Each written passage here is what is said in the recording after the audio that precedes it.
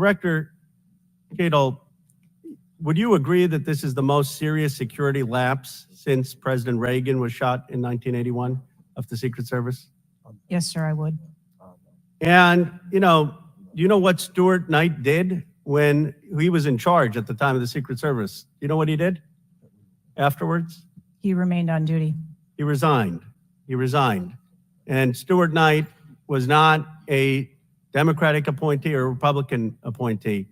Look, I'm not questioning your judgment. I just don't think this is partisan.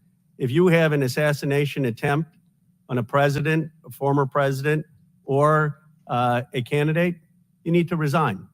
That's what Stuart Knight did. He was a Republican appointee, and he took responsibility. And I think you need to reflect. This is not a question of you. It's a question of the American people. You cannot go leading a Secret Service agency when there is an assassination attempt on a presidential candidate. I would say that about anyone who is running. And so I guess my question to you is, what's the difference between your position and what Stuart Knight did? What I will tell you, sir, is that I am dedicated to finding the answers to what happened. And like every Secret Service agent, we don't shirk from our responsibilities.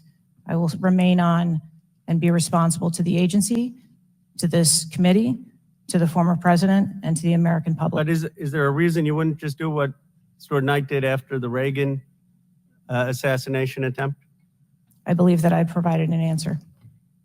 There's nothing more that you have to say? I mean, do you really believe at this moment, given how divided the country is and the questions asked, that your service in this role is the best for the nation? I mean, I'm not saying you can't do public service again, you can't do something else again. Do you really genuinely in your heart believe that you being in this role is what's right for America at this moment?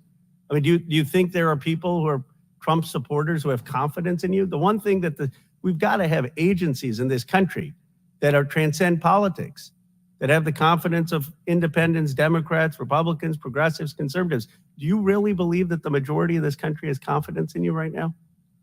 I believe that the country deserves answers, and I am committed to finding those answers and providing those answers. Well, look, I believe, Director Cheatle, that you should resign. I think there are colleagues on both sides of the aisle who believe that, and I hope you'll consider it. I yield back.